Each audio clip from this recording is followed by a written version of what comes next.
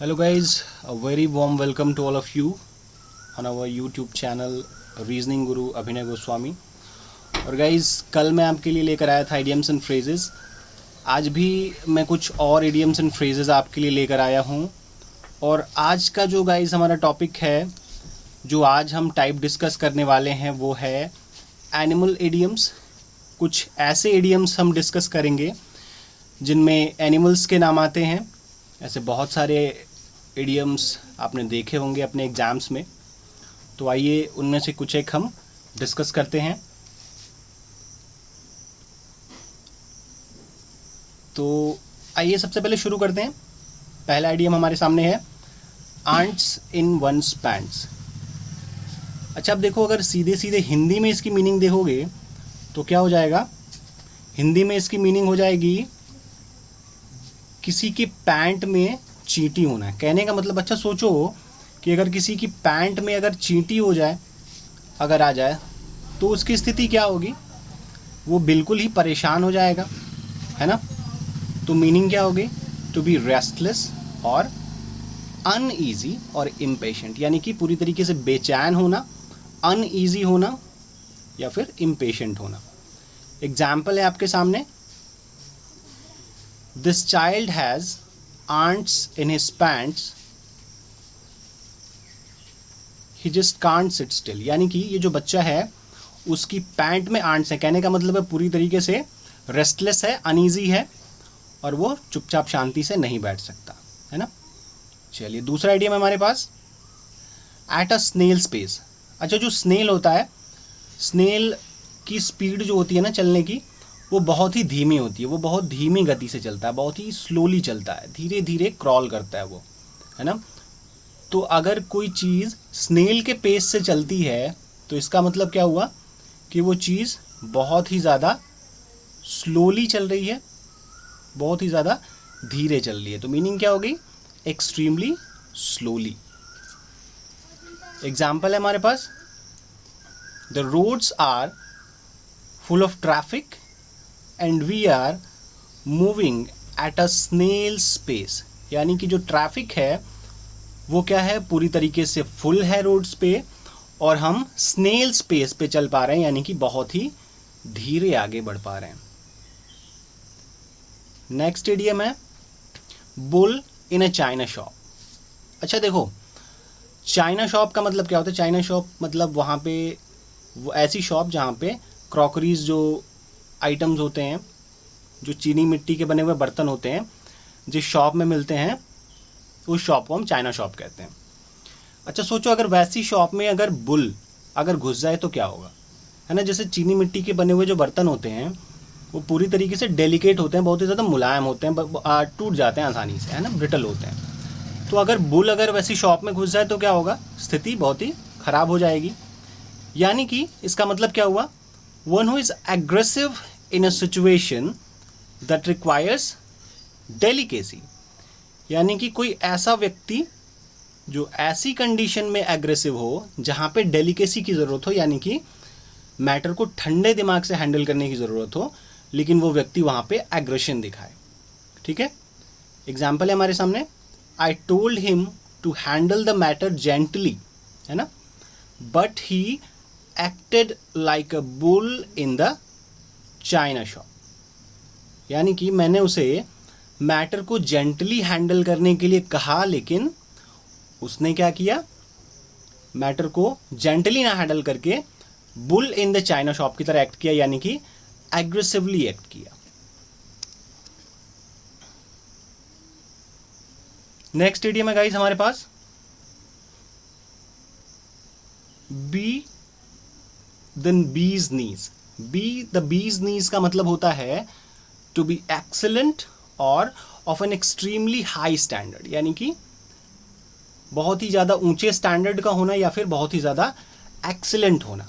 Example है, try this ice cream, it's the bees नीज। यानी कि इस आइसक्रीम को ट्राई करो, ये बहुत ही अच्छी क्वालिटी का है, बहुत ही बेहतरीन है। नेक्स्ट इडियम है हमारे पास, as dead as dodo.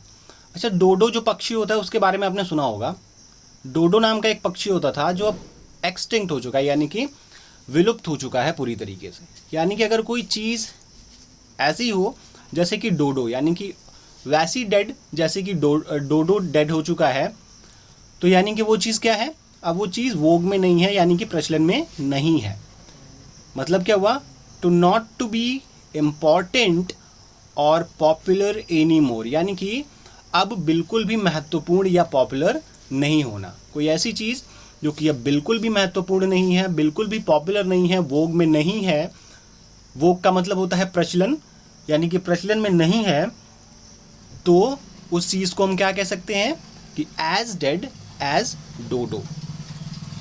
Example है, letter writing is as dead as dodo, यानी कि लेटर राइटिंग क्या है, अब पूरी तरीके से प्रचलन में नहीं है। नेक्स्ट इडियम हमारे पास डार्क हॉर्स। ये इडियम आपने बहुत बार सुना होगा। डार्क हॉर्स हिंदी में एक इडियम होता है छुपा रुस्तम होना, है ना। एग्जैक्टली वही मीनिंग होती है इसकी भी। डार्क हॉर्स का मतलब होता है कि एक ऐसा व्यक्ति जिसके बारे में एक्सपेक्ट ना किया गया हो कि उसके अंदर वैसी क्षमताएं हैं, लेकिन वो अचानक से वैसी क्षमताओं के साथ आपके सामने आ जाता है। मीनिंग है someone who suddenly emerges in prominence, यानी कि कोई व्यक्ति जो अचानक से सामने आ जाता है अपनी बेहतरीन क्षमताओं के साथ। या फिर इसकी मीनिंग आप समझ सकते हैं एन अनफोर्सीन कॉम्पिटिटर, यानी कि ऐसा कॉम्पिटिटर जो पहले ना देखा गया हो। एग्जाम्पल है, he is such a dark horse, वो बिल्कुल एक छुपा रुस्तम है, एक डार्क हॉर्स है। Nobody knew that he had such artistic talent, कोई भी नहीं जानता था कि उसके अंदर ऐसी कलात्मक क्षमता है, कलात्मक प्रतिभा है। नेक्स्ट इडियम हमारे पास डॉग ईट डॉग। अच्छा देखो, हिंदी में अगर सीधी सीधी मीनिंग देखने की कोशिश करो इसकी, तो क्या हो गया कि कुत्ता कुत्ते को खाता है। कहने का मतलब क्या हुआ कि यहाँ पे ऐसा कोई एनवायरनमेंट हो कंपटीशन का जिसमें एकदम से बहुत ही ज़्यादा एक्सट्रीमली कॉम्पिटिटिव एनवायरनमेंट कोई हो, जहाँ पे एकदम से गला काट प्रतियोगिता चल रही हो, ठीक है। तो वैसी कंडीशन को हम कहते हैं डॉग ईट डॉग कंडीशन, ठीक है। एग्जाम्पल हमारे पास, the world of the world war period was a dog eat dog affair, यानी कि वर्ल्ड वॉर पीरियड का जो वर्ल्ड था हमारा, जब विश्व युद्ध हो रहा था उस समय जो दुनिया थी वो पूरी तरीके से क्या थी, एक डॉग ईट डॉग अफेयर थी। यानी कि उस समय बहुत ही ज़्यादा कंपटीशन एक दूसरे को हराने के लिए कंट्रीज़ कर रही थी, एक दूसरे को दबाने के लिए कर रही थी।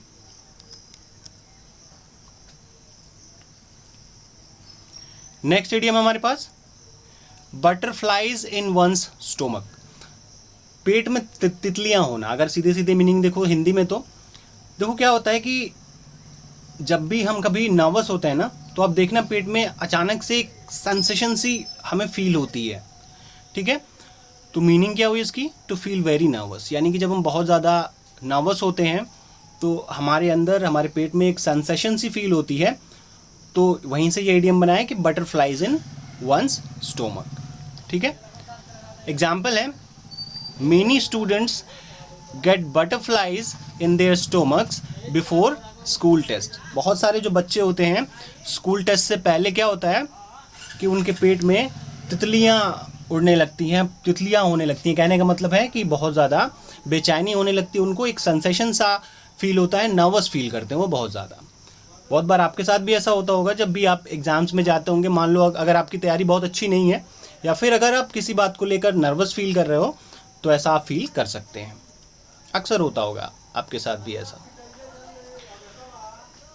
नेक्स्ट इडियम हमारे पास द लॉयंस शेयर। अच्छा देखो, ये जो इडियम है ना, वो एक फेबल है, उस पे बेस्ड है। उसमें क्या होता है कि एक शेर होता है जो कुछ दूसरे जानवरों के साथ पार्टनरशिप करता है इस चीज़ के लिए कि वे साथ में मिलकर हंटिंग करेंगे और फिर क्या करेंगे, उस शिकार को शेयर करेंगे आपस में। लेकिन वे जब भी हंटिंग करते हैं, जब भी शिकार करते हैं, तो शेर जो है वो पूरा का पूरा हिस्सा ले लेता है और उन्हें बदले में कुछ नहीं देता, ठीक है।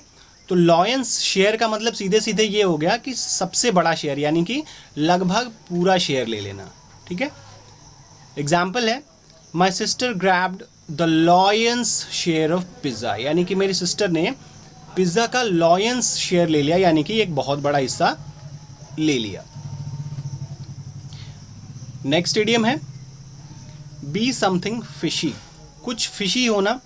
हिंदी में आपने मुहावरा सुना होगा, दाल में कुछ काला होना, कुछ वैसी मीनिंग होती है इसकी भी। बी समथिंग फिशी का मतलब होता है समथिंग सस्पिशियस और इनप्रॉपर, यानी कि कुछ सस्पिशियस होना, कुछ संदेहास्पद होना, या फिर कुछ अनुचित चीज़ होना जिसको हम गेस कर लेते हैं, तो हम वहाँ पे क्या बोलते हैं, to be something fishy. Example है don't you think it's a little fishy how eager he is to be in charge of the accounts, कि तुम्हें नहीं लगता कि दाल में कुछ काला है, कुछ फिशी है, क्योंकि वो बहुत ही ज़्यादा ईगर है, बहुत ही ज़्यादा उत्सुक है अकाउंट्स का इंचार्ज बनने के लिए। नेक्स्ट इडियम है लेट स्लीपिंग डॉग्स लाई। देखो क्या होता है, घर में मान लो आपके अगर पेट्स होंगे, आपने पाले होंगे डॉग्स, अगर आपने पाले होंगे तो आपको ये अंदाज़ा होगा। देखो जब कुत्ते क्या होता है, सो रहे होते हैं ना, तो घर में बड़ी शांति होती है, और अगर एक बार उठ गए तो फिर से धमा चौकड़ी शुरू, इधर उधर भौंकना, कूदना, घर में सबको परेशान करना शुरू, है ना। तो अगर उनको सोने ही दिया जाए तो क्या होगा, शांति बनी रहेगी। लेकिन अगर उनको जगा दो फोर्सफुली तो क्या होगा, शांति भंग हो जाएगी घर की, है ना। तो इस हिसाब से आप मीनिंग समझ सकते हैं इसकी, to not to recall a bad situation if people have forgotten it, यानी कि किसी बैड सिचुएशन को, किसी बुरी अनुभव को, किसी गलत अनुभव को फिर से याद ना करना यदि लोग उसे भूल गए हैं। ठीक है, एग्जाम्पल है don't talk about what she did to me, let the sleeping dogs lie, यानी कि उसने मेरे साथ जो किया उसके बारे में बात मत करो, और इस सिचुएशन को, उस बैड सिचुएशन को, उस बैड एक्सपीरियंस को फिर से रिकॉल ना करो, लेट द स्लीपिंग डॉग्स लाई। ठीक है, नेक्स्ट इडियम है हमारे पास होल्ड वंस हॉर्सेस। देखो क्या होता है, जब घोड़ों को अगर हम उनका लगाम छोड़ देना तो क्या होता है, घोड़े पूरी तरीके से इम्पेशेंट हो जाते हैं और इधर उधर भागने लगते हैं। तो यदि हम उनकी लगाम को लगा के रखें तो क्या होगा, वो इधर उधर भागेंगे नहीं और पूरी तरीके से शांति से चलेंगे। होल्ड वंस हॉर्सेस का मतलब क्या हो गया, टू बी पेशेंट और टू होल्ड ऑन, यानी कि धैर्य रखना या होल्ड ऑन करना। ठीक है, एग्जाम्पल है hold your horses, hold your horse, you haven't won yet, so don't start celebrating, यानी कि धैर्य रखो, तुम अभी जीते नहीं हो, इसलिए सेलिब्रेट करना स्टार्ट मत करो। वेल, आज के लिए इतना ही guys, thank you very much. आगे और भी कुछ ऐसे ही वीडियोस के साथ हम मिलेंगे, कुछ और इडियम्स एंड फ्रेजेस के साथ आगे हम आपसे मिलने वाले हैं, फिर कुछ और टॉपिक्स को डिस्कस करेंगे। तब तक के लिए बहुत बहुत धन्यवाद आपका वीडियो देखने के लिए, और आप हमारे चैनल को सब्सक्राइब करें, लाइक करें हमारे वीडियो को, और अपने कमेंट्स ज़रूर दें, क्योंकि कमेंट्स से हमें पता चलता है कि क्या चीज़ें आपको समझ में आई हैं, क्या चीज़ें नहीं समझ में आई हैं। तो आप रिव्यू ज़रूर दें कमेंट्स में। Thank you very much.